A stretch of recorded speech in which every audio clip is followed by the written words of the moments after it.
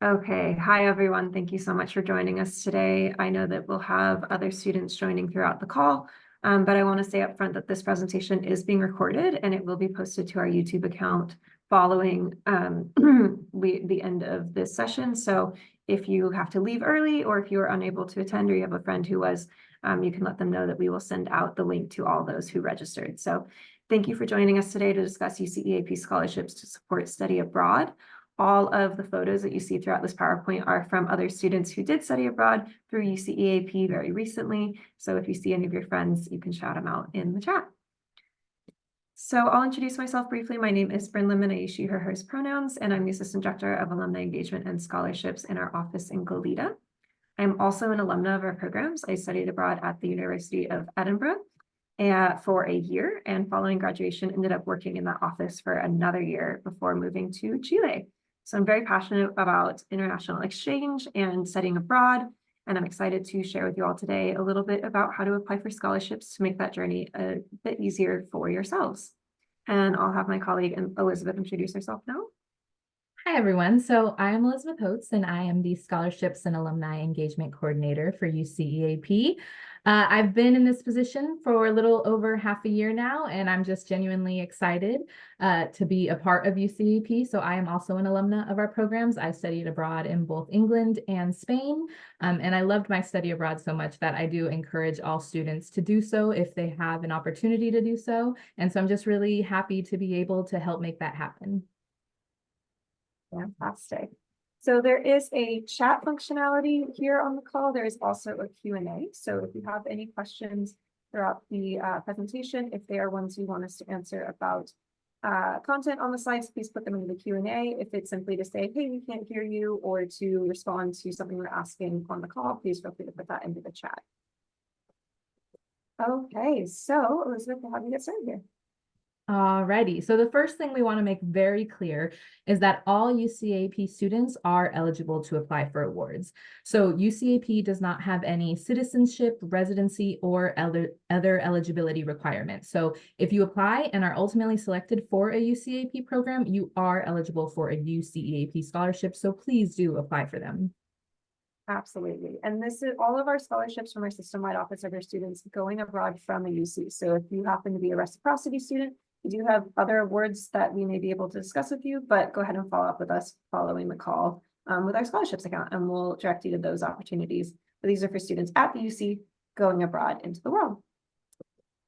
Okay, so today we're going to review our system-wide scholarship portfolio. So we have several different awards on offer.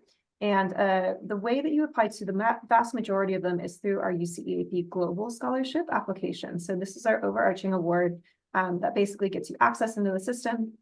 And then we have some awards that are selected internally from candidates who may qualify for those opportunities. So those include our Potter, Ingolskerger, Mexico, Lindo, and Querido Award, our Gallen Family and RWC Scholarship, the Mara Melandri Scholarship, and we also offer a UCEAP Social Media Scholarship, which has an independent application process, and we'll get into what that means in a little bit. I see that many of our students in our chat today are attending internship programs, so please keep in mind that after you return from your program, we do offer an internship award as well as an undergraduate research award. So we'll go over those briefly at the end of the presentation, but if you are conducting an internship or research abroad, certainly keep that in mind and look forward to applying to that when you return to your UC campus. So our UCEAP Global Scholarship applications do run each year. And so for summer programs particularly, we offer $1,000 global scholarships. You must submit your application by 11:59 p.m. on the deadline due date. And as you can see below, our application for UCEAP scholarships is currently open and will be until February 15th. And so again, make sure if you do want to submit an application that you submit it by 11:59 p.m. on February 15th. That is a firm deadline. Excellent. And we do offer scholarships for semester-long programs and year-long programs. However, the focus of this webinar today is on summer. So if you are attending a fall or year-long program, do ensure that you come along to one of those webinars or just consult our website to get further details about when those applications may be due. And thank you, Mandy. I see your question in the chat. We'll address all the questions at the end of the presentation. Okay, so The actual application process behind applying to the Global Scholarship includes a form, which is essentially laying out some personal information about both your demographic, your UC campus, your contact information, as well as things like your GPA and academic history. There is also a statement of purpose, which is 750 words. We will review what that statement of purpose entails in a little bit. I see that someone in the Q&A actually just asked, where do we apply? You'll see the link just here on that third bullet point. So application portal is accessed through the link on our website. So you can either go to paying for study abroad on the general UCEAP website and go through the link there, or you're welcome to take a picture of this now and type in that link to your browser. So whatever medium is more comfortable for you. And this application process is independent of your actual application to UCEAP as a whole. So you will need to create a new account and indicate your interest in UCEAP scholarships. So we recommend trying to make an account with your .edu address from whatever school you're attending. That being said, if you are having trouble getting a confirmation link, you can either email us or try to create an account with a personal email. Sometimes our edu addresses are very good at clearing out spam mails, and every now and then these confirmation emails are registered as such. So if you're having trouble getting registered, contact us or create an account using a personal email. Okay, so now let's say you are one of the lucky recipients of a UCEAP Global Scholarship. You will have a few requirements that you must complete as part of your acceptance. So before your program, you will submit a thank you letter to the donor of your scholarship, and that's due upon your acceptance of the award. So again, before you actually go on your program. And with that letter, you'll also need to submit a professional or portrait photo, just something that clearly shows your face. And again, so the donor can put a face to the name of your application, essentially. And then when you return after your program, you will submit a 2-page report on your time abroad and a minimum of 3 photos showing your experience. And these photos can be of, you in your host country and participating in events if you talk about some of the things that you really loved about your program. And really, this is just, again, to kind of give that donor a recap, a summary of just how your study abroad experience went, what you really enjoyed about it, maybe some of the challenges you overcame. So again, just a nice, I think, interaction for our donor to really see the impact that these scholarships are making for students. Perfect. So now we're going to look at our statement of purpose. I did mention above it's 750 words, and we have made some changes to it this year. So if you have applied for a UCEAP scholarship in the past, do ensure that you review the new statement of purpose and tailor your application accordingly. Some students will frequently ask us whether they should use the same statement that they've applied to their general program with, or could they use that as the basis? You certainly could. That being said, do ensure to read this clearly and make sure that your application reflects these prompts specifically. So it's totally fine to use the basis of your general application, but make some edits to it to reflect these questions. So the first of which is, how will studying abroad help you achieve your future academic, career, and or personal goals? What examples of knowledge, skills, and experience will you draw on to meet the challenges of going abroad? Why did you select your specific UCEAP program and host country? And finally, are you a student with financial need or who identifies with a cohort that is traditionally underrepresented on study abroad programs? If so, please discuss how this has impacted your decision to study abroad. So to clarify, traditionally underrepresented students on UCEAP programs include, but are not limited to, students who transferred to the UC from a community college or state university, veterans, first-generation college students, students on a program where the majority of their classes are taught in a language other than English, where the language is really the focus of the program, and students who spend a full year abroad. So that can be either 2 semesters or 3 quarters, depending on the structure of your program. So this is a relatively broad prompt. There are a lot of questions here. However, we do want you to make an attempt to address each one in turn if they apply to you. So definitely the primary focus should be how your particular program and host country will really help you achieve your goals. That's the main thing that we are looking for in your statement. A concrete connection point between why you've selected this particular program. So for example, I studied abroad at the University of Edinburgh. The reason I chose that university was because it had a really strong literature program, and I was an English literature major. And I was excited to study Scottish literature in particular and Gothic literature that was specific to the UK. It may not necessarily be an academic motivation for you. Perhaps you have family lineage in Italy and you would love to go back and explore your roots and get to know what kind of built up the culture of your family. Or let's say that you plan to go on in life to be a doctor in an area where Spanish is the primary language amongst those that you might be serving. So you want to go on a program to really strengthen your language skills. So whatever that reason may be, we need you to make a concrete tie for us explicitly in writing. So it may seem obvious to you that, I've picked a program in Mexico and I've said I want to be a doctor with Spanish speaking populations. Definitely still make that connection point for us explicitly in your statement. If there are any other questions about the statement of purpose, feel free to put them in the Q&A and we'll address them at the end. So now for some application tips. So the first and foremost thing is make your personal statement memorable. And as Bryn said, we really want to know why, your host country that you've chosen, why your program, our readers. So UC scholarship applications are very competitive and our readers go through hundreds of applications every term. And so it's really easy to kind of get lost in just all the applications. And so we want to make sure that you stand out and that you make your personal statement memorable. And as Bryn just discussed, describe in your personal statement how your program matches your academic and professional goals. Be very specific about your background and your reasons going abroad. We want to know that link. We want to know, why, again, did you choose this path that you're going on? We want you to stay away from cliches. We understand that traveling to other kind of countries and cultures is an amazing part of study abroad. And it is absolutely, and we're not discouraging that. However, we want to know why, again, your host country. We want to know what you're looking forward to about spending time there, about the culture there, not necessarily throughout the rest of the world. We want to know, again, why your study abroad program, why your host country.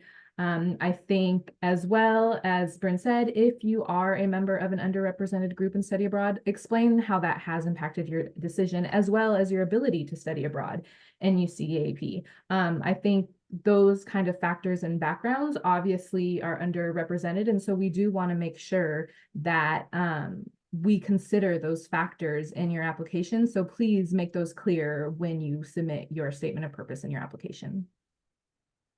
I also want to address this statement here about professional goals. So you don't necessarily need to have a clear 10-year plan going into this application. So even if you don't necessarily know what future career path you want to undertake, that's absolutely fine. We will not hold you to this promise and follow up with you in 5 years' time. But if you have a general idea or general understanding of the direction you want to move in life post-graduation, let's say you want to pursue further education, go on to get a master's or a PhD or anything of that kind, certainly mention that within your application. Or if there's just a field of interest that you have that isn't necessarily a specific job title, then that's completely understandable. We also know that a lot of our students are applying as freshmen to go abroad in their sophomore year.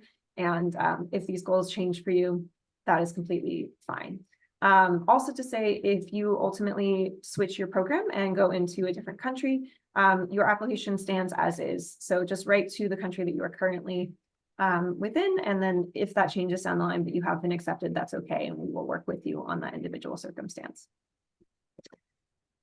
Okay, so award selection. So our award selection will be primarily based on academic merit and integration of a selected UCEAP program into a student's academic and career goals as demonstrated in a personal statement. That being said, we also heavily take into account students with financial need and who are traditionally underrepresented on UCEAP, as we discussed before.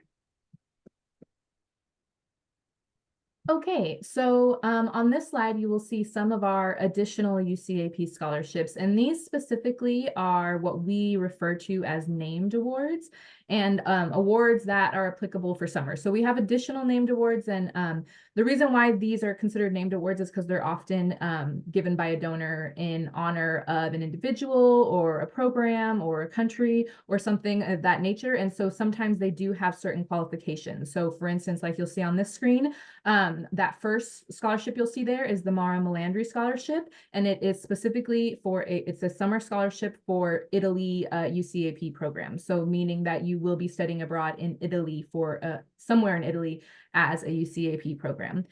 We also have the Gallon Family RWC Scholarship, which is also a $1,200 summer scholarship for, again, Italy programs.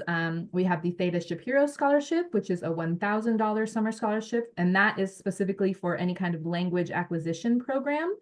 And finally, the Potter Engelskerger Mexico Lindo y Querido Scholarship, which is also a $1,000 summer scholarship and for programs taking place in Mexico. And as Bryn mentioned in the beginning, so these scholarships do not have separate applications. Instead, you will submit a global scholarship application and you're considered internally for the award. So you don't have to do anything special. You're automatically considered if you meet those qualifications of, for instance, doing a program in Mexico or doing a program in Italy for the summer. And so you do want to make sure, though, that you submit a global scholarship application, because that is how you will get considered for these awards if you were applicable to be awarded one of these awards. Okay, great. So one of our only apply to awards outside of the global scholarship for the summer term is our UCEAP social media scholarships. This is a new award for us. We're very excited about it. And it's essentially to recognize students who have an interest in filmmaking or creating content for social media platforms.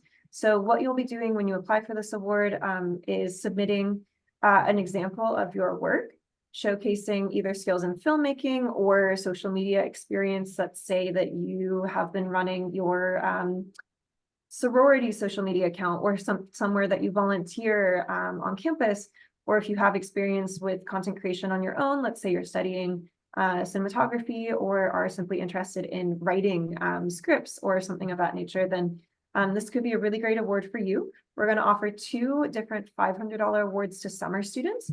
And once you return from your program abroad, you will be submitting a variety of things to us. For example, a blog post or a short video showcasing your experiences abroad, or some photographs from your time abroad. You will make selections about what you'd like to individually contribute. But do keep in mind that if you do apply for this award, all of that content, we want you to be comfortable sharing it more broadly. So you will be working with our UCEAP marketing team to get those assets out to help us promote our programs and share a little bit more about your experiences abroad. So if you aren't comfortable sharing any of your content, this probably isn't the right award for you. But if that is a path that you are interested in taking, absolutely, please do apply. And we look forward to seeing your applications. We review those ones each term, and we're really excited to see the content that students submit. I see we have a question about it, but we'll go ahead and answer that at the end with the rest of our questions. All right, so one of the questions we receive as a scholarship team a lot is just about combining funding and specifically how that works with UCEAP scholarships. And so the way our scholarships work is that funding from the UCEAP Global Scholarship cannot be combined with funds from our named awards. So again, those awards that we've kind of discussed that are either in honor of someone or a certain country or have specific kind of objectives or requirements, those awards cannot be combined with the global scholarship, meaning that you get one or the other. So an example of this is the Olivia Chan Ship Award. And that award is a specific scholarship. And so if you were to receive that award, you would not be able to combine it with a global scholarship. Students who are selected for our scholarships will again receive either one or the other. Now, the social media scholarship, as Bryn explained, is an independent award. And so that can be received in combination with any of our awards, including the global scholarship or a named award. And on a final note, you can combine UCEAP system-wide scholarships with campus-based scholarships or scholarships from other external independent organizations. Do make sure that whatever scholarships you are awarded, you obviously notify your financial aid office. And yeah, Bryn, is there anything specifically you want to add to that? No, the intention behind spreading out these awards is just to ensure that as many students as possible do get funding. And we did mention this earlier, but these awards are competitive. We do receive hundreds of applications each term. So do certainly put a lot of effort into, you know, having a second pair of eyes on your application. And keep in mind that we typically get this question each term. So I'll just answer it here. The amount of students that we select from application numbers are between about 13 and 20%, depending on the term. So We wish we had more funding to offer to everyone. Unfortunately, it is a competitive process. So that is why we spread them out in this manner. Okay, so we had mentioned at the top here some post-program awards to apply to. So if you're conducting research abroad, when you return to your home campus, you could apply for a $1,000 stipend in each of the 3 disciplinary areas. So the humanities, social sciences, and sciences and engineering. So if you did conduct any research abroad, do ensure that you're keeping a record of the research that you're doing, that you have documents and perhaps a reference letter, someone that you could ask for that when you return. I believe that application includes a letter of recommendation, but we don't run those awards. So if you have questions about that, just email our scholarship account and we'll put you in touch with the team that does to answer any further questions you may have. I also saw several students conducting internships. So when you return from your program, you can apply for a $500 stipend to basically celebrate the work that you did abroad at your internship. So again, keep your documentation of your internship, maybe take some pictures at your office if you're allowed to while you're abroad, or of the research or internship that you're actually conducting. Finally, we do have a graduate school scholarship, and if you're considering going to graduate school, go ahead and just email us and we'll give you more details about that outside of the call today. Okay, so that is the end of our formal presentation. I see that we have several questions in our Q&A. We'll go ahead and address those now. If you have any further questions, please do put them in the Q&A and we will get to them. And otherwise, our scholarship email is at the bottom of the slide here. You're welcome to reach out to us at any point and we will get back to you about your questions. If you are reaching out to us right in advance of the deadline, it may be challenging for us to answer them. So always our biggest recommendation is to start your application as early as possible. So I'm sure that some of you have already done so. And congratulations on the next step in your study abroad experience. So we'll get started with our Q&A now. So Mandy, I saw your question about having difficulty getting access to the site. I will reach out to you individually to get you access to that. So I will go ahead and copy that link for you and email it to you. So thank you for letting us know that, and I will follow up outside of the call. So our next question was, where do we submit applications to? I think we covered that in the presentation, but if you have any further questions or confusion about that, just let us know. Elizabeth, do you want to take Will's questions here? Sure, absolutely. I was looking in the chat because it looks like we have some questions in the chat as well. I noticed one of the questions is that some individuals have created a profile, but it keeps saying their account is locked, or maybe they've reset their password and their account is locked. If your account is locked, please submit an email to scholarships@ucap.universityofcalifornia.edu, and we can provide you a link to unlock that. If you've attempted to reset your password and it's still not working, chances are your account is locked. So again, please do email scholarships@ucap.universityofcalifornia.edu, and we can take a look at that and help you out with that. Perfect. Okay. Will's question here is, will applying to scholarships impact the likelihood of my application to STEM research in Osaka being accepted by the University of Osaka? Our scholarship application is entirely independent of your application to your actual program. I know that certain universities, when you are in the formal stages of completing your application with them, will ask if you've received any scholarships. I don't know if you having received one will have a negative, positive, or neutral impact on your application. Presumably not negative, but I'm not sure that it would have any kind of impact. That would really be something to discuss with your program advisor, but my guess would be no. Will has also said, when I typed the link to my browser, it brought me up to Blackbaud and not the application. Okay. Okay, well, that's good to know. If you go through the Paying for Study Abroad page on our website, you can click to see more information under each of the awards, and it'll take you to the application site. So when we send out an email next week with this recording, we will also include a link to applications. But the quickest way to get to it now is to go to Paying for Study Abroad on the UCEAP website, scholarships, and then click within the award to open up the application portal. Okay, the next question is, does the majority Alana asked us, the majority of classes are taught in a language other than English refer specifically to language-focused programs. So yes, Alana, what we mean by that question is, are you going to actually be studying the language while you are abroad? So will you either be taking courses fully in that language, whether they are, you know, literature course or mathematics even, but is it taught in the language of your host country? Or are you taking classes specifically to learn that language? Both of those qualify for this particular award. So it would just depend on your own level of fluency, but you are at least taking, you know, one class that is really focused on language acquisition, then you can let us know that in the application. And that is specifically in reference to the Theta Shapiro Award. So thanks for asking that question. Someone asked, when is it due? Summer applications are due February 15th at 11:59 p.m. And we do not offer exceptions to that. So do ensure that you submit it nice and early. If you have any technical problems on the day of, if it's after 5 p.m., we cannot help you with that. So do submit it nice and early.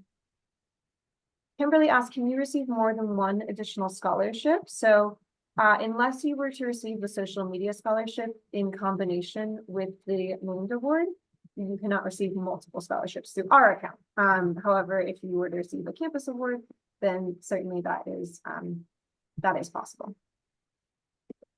Okay. So Madison asks, because of the inability to combine funding, is it correct that the applicants will receive a maximum of $1,000 to $1,200 depending on the award? Yes, so unless you were to also receive the social media scholarship, in which case the maximum funding that you could get from our office for your study abroad program would be $1,700. That would be a combination of the social media award and a named award specifically for Italy. So summer, unfortunately, we don't have a ton of funds to give out to students, and because they are shorter programs, typically the cost is slightly lower and it all needs to fit within a student bucket. So the maximum amount you can receive from our office would be $1,200 for a named award. And then if you were to get the social media on top of that, it could go up to $1,700. Okay, so if you can't cover all the fees on the program, how does that work? Do you have until graduation to pay it off like a regular tuition? That's a great question, and I would defer to our finance team in that regard. So this question was submitted by an anonymous attendee, so I don't know who exactly asked it, but if you want to go ahead and go to our contacts page on the UCEAP website, you could reach out to the particular finance advisor for your program. You have to actually type in contacts at the top of the page, and then it will break down a list for you of each of our program staff members, and you could find your particular financial aid advisor to ask that question. Or you could go into your financial aid office on campus and ask them, and they should be able to provide you a better answer to that, but I don't want to misspeak and tell you exactly. And I think just an important thing to know, because I see a couple of questions in the chat related to that kind of fees and things like that. So your UCEAP finance accountant will be the best point of contact for actually discussing finances and specifically program costs, because obviously they vary between country and term and things like that. But financial aid can be used towards studying abroad. So if you are a financial aid recipient, you are able to use, financial aid towards your study abroad, but to know exactly what type of financial aid, again, talk to a UCEAP finance accountant for your country, as well as your own campus financial aid offices. They might be able to just inform you what types of aid are applicable to study abroad programs, but you can use financial aid towards study abroad. So I just want to make that clear for everyone. Absolutely. Yeah, I would also clarify study abroad through UCEAP. So other independent study abroad programs, if that is the route that you ultimately select, financial aid may become a complicated factor. So, but through UCEAP, absolutely, your financial aid goes above 50. Yes, thank you, Elizabeth. So that is kind of in response to some of these questions about like my expected family contribution is 0. Does that affect a scholarship? I would just talk to your financial aid advisor about that because that is kind of outside of our remit here. We're not necessarily aware of the intricacies of how your aid might apply to your financial aid. And I see Amanda asked about a separate website for selection in the UCEAP internships. If you are going to do an internship, Amanda, just email us and I'll give you the email for the internship awards committee and they will be able to answer those questions for you. So it's independent of us, but I'm happy to put you in contact with the right person. Malia asks how many people are selected for the global scholarship. I said earlier, it really ranges from term to term based on the amount of applications we get, but it's typically between 13 and 20% of our application pool. So I would say for summer, we typically award 100 to 120 students, depending on the amount of funding that we have available to us. So that ranges year to year. And that's across the whole system-wide office. So it is competitive. So keep that in mind. So Nari, you've asked about FAFSA. Again, financial aid office is going to be your best bet there. And then Vivian, in terms of the actual dates of your program, I would suggest the same route, which is go to the contacts page on the UCEAP website and find the correct advisor for you, and they will be able to provide you the dates that are specific to your program. Or you can go into your study abroad office on campus and ask them, and they'll be able to give you those dates for sure. Jason, you asked for advice on best writing the essay. So let me go ahead and skip back over here to our application tips. I'll just leave that on the screen here. We did address it earlier. But if you have any further questions about it, you can certainly email us. I'm happy to talk to you offline about that. A big tip that I would say as well, in addition to these, is to just have a second pair of eyes on your essay. So write it and then have either a peer or a guardian or someone that you trust and respect look through it and give you feedback on how you have worded it, and definitely triple check for typos, because that can be challenging for a lot of reviewers to overlook. So if you have a chancellor scholarship, do you get any automatic funding? Great question, Isabella. Again, I would talk to your financial aid office about that, because that isn't something that our office runs. So definitely check with them about that question. So someone says that they applied to do both a summer and fall program. Can the global scholarship be applied to both, or would I have to do an application for each? Fantastic question. You do need to do an application for each term. So all of our specific cycles are reviewed independently of one another. So even if you get an award for one cycle, does not guarantee you that you will get it for another. That's great that you're doing both summer and fall, really exciting. Do apply separately for those. So both applications are open and live now.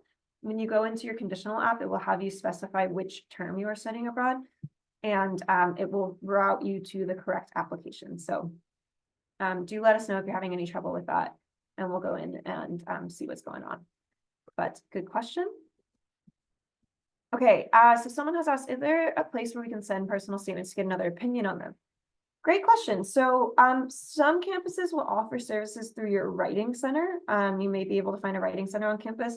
I know that is not the case with all UC campuses. So I know that there have been students in the past who have tried to get their writing looked at, because it's not specifically for a class, the center will not do it for some reason. So if that is the case, go ahead and just email it to our scholarships account, and we'll take a look at it and provide you some general feedback on your application.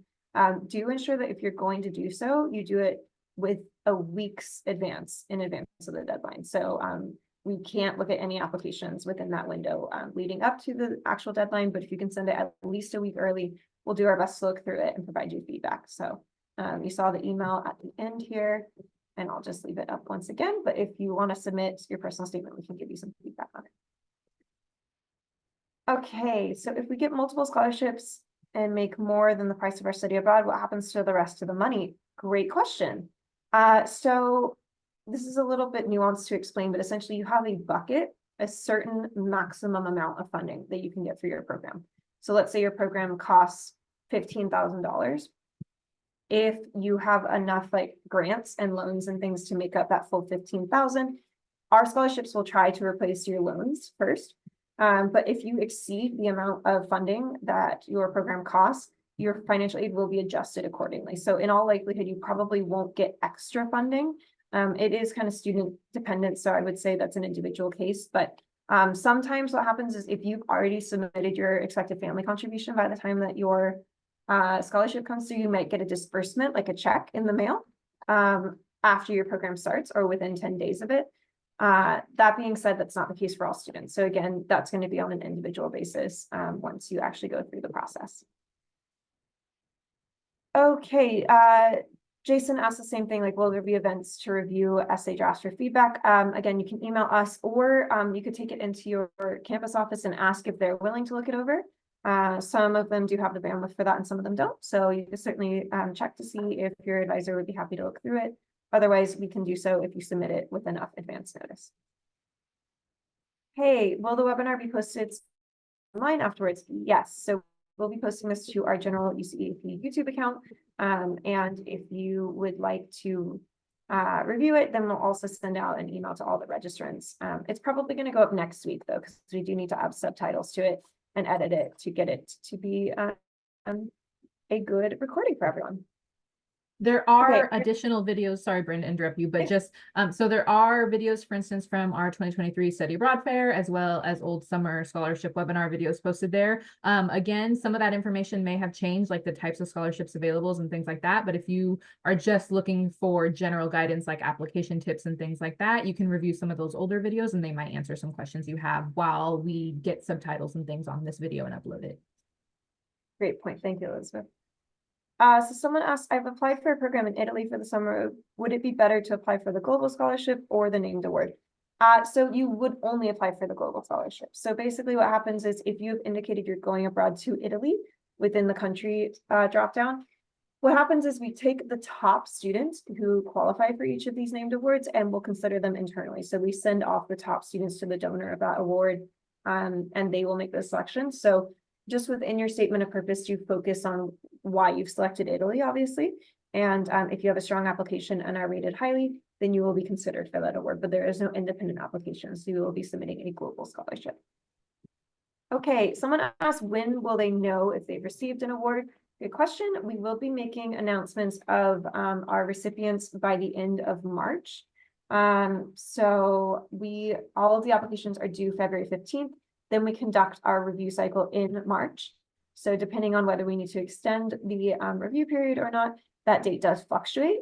So I would say hopefully we will be able to provide responses to all students by March 29th and give you the weekend to consider staying in your program. But do keep in mind that if you don't withdraw at a certain point, you may have a charge on your account. But we always ensure that there's at least a few days of wiggle room to think about whether you want to stay on or not if you have not received a scholarship. But end of March would be my answer to that question. Okay, I'm going to skip this financial aid question because we have addressed it. Same with this one. So Mia, in terms of affecting it negatively, your financial aid, talk to your financial aid office about that. I wouldn't say necessarily negatively, but sometimes it could replace your loans. That's kind of on an individual basis. So that would be something to talk about with your financial aid office about your particular aid breakdown. Okay. Yes, all the applications are due February 15th for summer. Okay, is there another place that you'd recommend looking for study abroad scholarships that are not through UCEAP? So our website does have a kind of more resources component at the bottom where you can find additional scholarships to apply to. My understanding is that summer aid may be challenging to find a lot of external programs. That being said, there certainly may be. Check through that resource center. You could talk to your campus department about whether they offer any kind of scholarships. Definitely, if you're gonna kind of just Google around for scholarships, do verify that it's from a reputable organization and you're not submitting any personal information to kind of something that may not be. So run any kind of like scholarship opportunity by your office on campus and see if they agree that it's a good place to apply. Okay. And again, this webinar is being recorded and will be posted to our YouTube site. It may take about a week just so we can edit and add subtitles and things like that, but it will be posted to the UCEAP YouTube site. Okay, the next question is, I'm an independent student, save money for years to travel internationally. Would sharing that I've already traveled abroad impact me and how impactful it was for me benefit me, or would the award more likely be offered to someone that has not traveled yet? That is a great question. And unfortunately, I don't have a perfect answer for it because Elizabeth and I are not the only ones who review these applications. So basically, once you graduate from UCEAP, you are welcome to participate in this. But we do have a team of alumni reviewers who go through these applications with us, along with other staff across our system-wide office and campus offices. And so we have hundreds of reviewers each term, and some of them may offer preference to a student who has never been abroad because they really resonate with that experience. And some of them may be really excited to learn that you've already studied, like you've already been abroad and how impactful those experiences were. I say be true to who you are as a student. Don't hide your experiences abroad. So if you have had a wonderful kind of impactful experience while traveling and you want to relate that to your upcoming program, absolutely explore that and talk about it within your statement.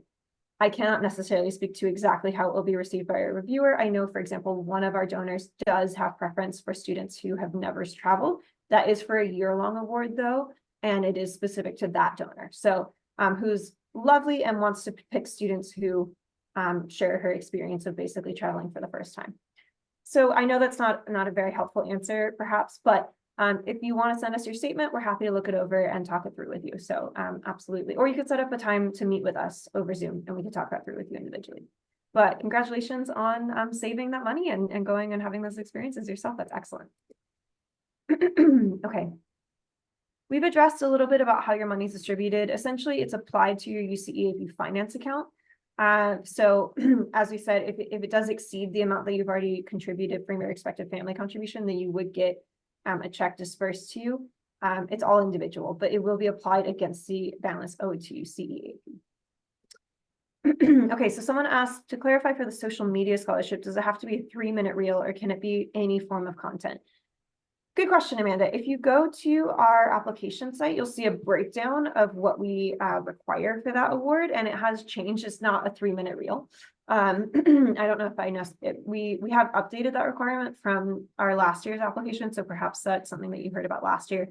It doesn't have to be 3 minutes, but just submitting some examples of your work and the guidelines for that will be on the actual application. So excited that you want to apply for it and check out the website.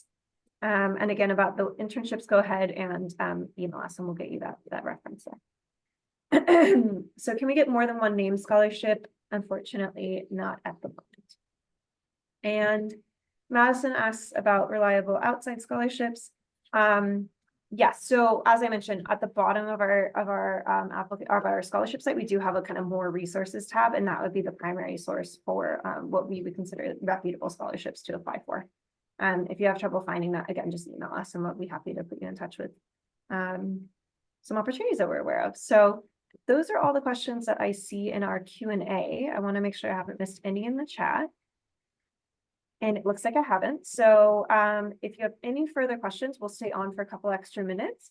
But thank you so much to those of you who stuck around this whole webinar and are so passionate about your programs. We're just excited that you all are going to have such an amazing opportunity coming up. Thank you, Madison, for coming, and Amanda, and for your thanks in the chat. So thank you all so much. Thank you, everyone. And please email us with questions.